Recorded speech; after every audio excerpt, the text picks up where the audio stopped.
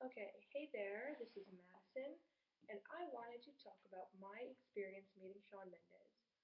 I've recorded this video a couple times, but I'm just having trouble saying everything. I think this time I'll probably get it better. Practice makes perfect.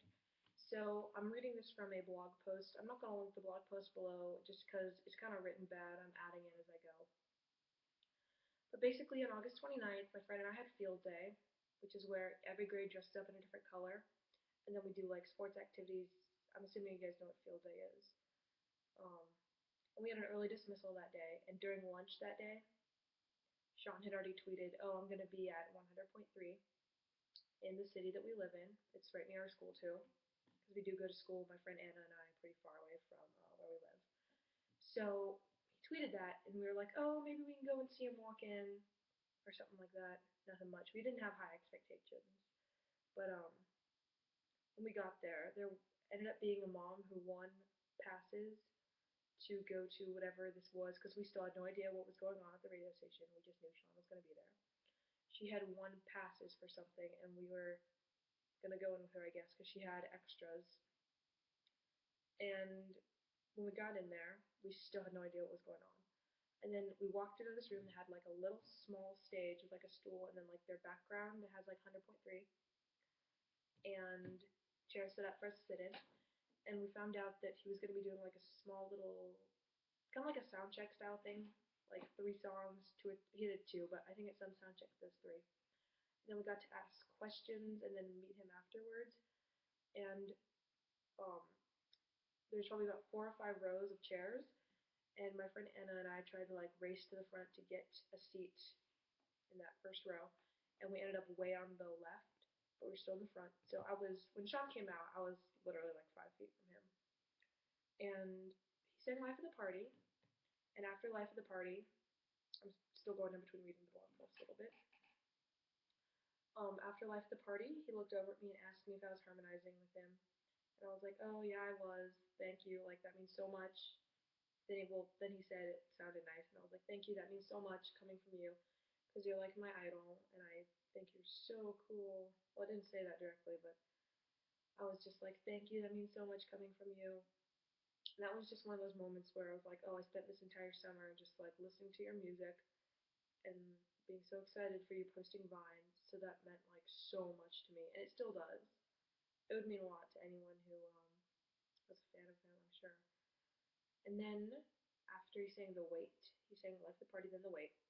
We got to ask questions, and I was like, "Oh, so as an aspiring singer, I know people say you have to change things about yourself to make it in the business. What were you told you had to change about yourself, and what was your solution to that criticism?" And then he sweetly smiled and answered my question, basically saying, be yourself, which is good advice in just about any circumstance, just to be yourself.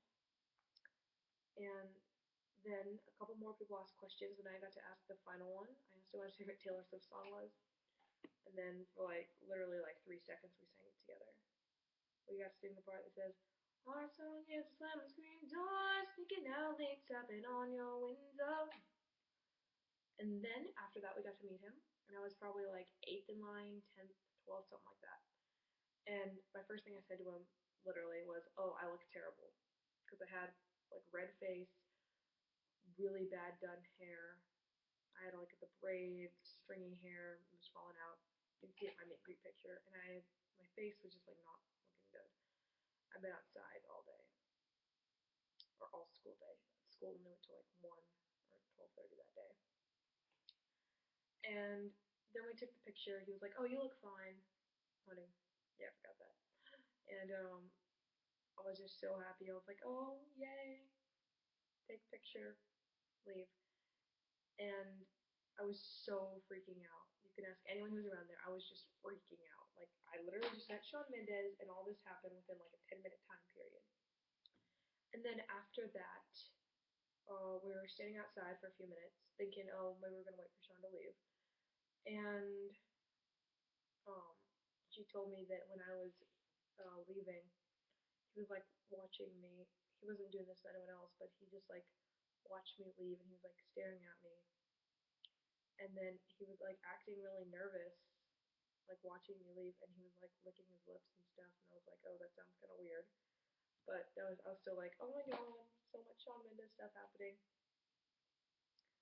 And this is a part of the story where you definitely don't have to believe me because like this happened. People know this happened. But a couple months later, it was in December, I think, I got a text from a friend with a link to a video of Shawn singing I Don't Even Know Your Name. It was back when he did like a couple headlining shows in November, and I'd never heard the song before. I just don't know why I hadn't, but I just hadn't. And she told me to listen to it, and it just kind of resonated with me. Like the words, I just felt like the song kind of spoke to me in a way. And she was like, go back and listen to it one more time. And then I was like, are you thinking what I'm thinking? Because this song sounds like there's a couple little things that kind of tie into what happened with my meet and greet story and I Don't Even Know Your Name. I can copy and paste these in the description if you want, so you can read these because I'm probably not going to explain them well.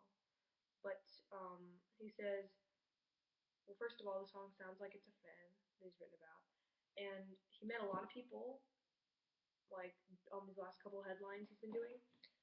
But he sang this song in November, so he clearly had to meet the person before November, and probably a couple months before November because he had to write the song and practice it. And then the part that says you don't have to do anything but be yourself. I was thinking how I asked him the question about like, oh, what do you have to do to change about industry stuff, and he said just be yourself. And oh, sorry, I had to go. But it says the part that says you dressed up so nice could be about how I told him I looked really bad in my like yellow, my bad face, my bad hair, but he said I look good anyways. And there's just kind of things in the song that I don't know, just make sense. And you totally don't have to believe me. You don't have to like say bad things in the comments about how it's not about me. I understand it probably isn't, but it's just a nice thought. And I've been sharing my story, and there's so many people just like saying, "Oh, that's so incredible! I ship you and Shawn so much." Ship name is Shawdison. I know it's so cheesy, but I just want to share my story in video form because I know a lot of people do something like this. And I thought, well, if anyone's going to share a story, I do have an interesting one. So, thanks for watching.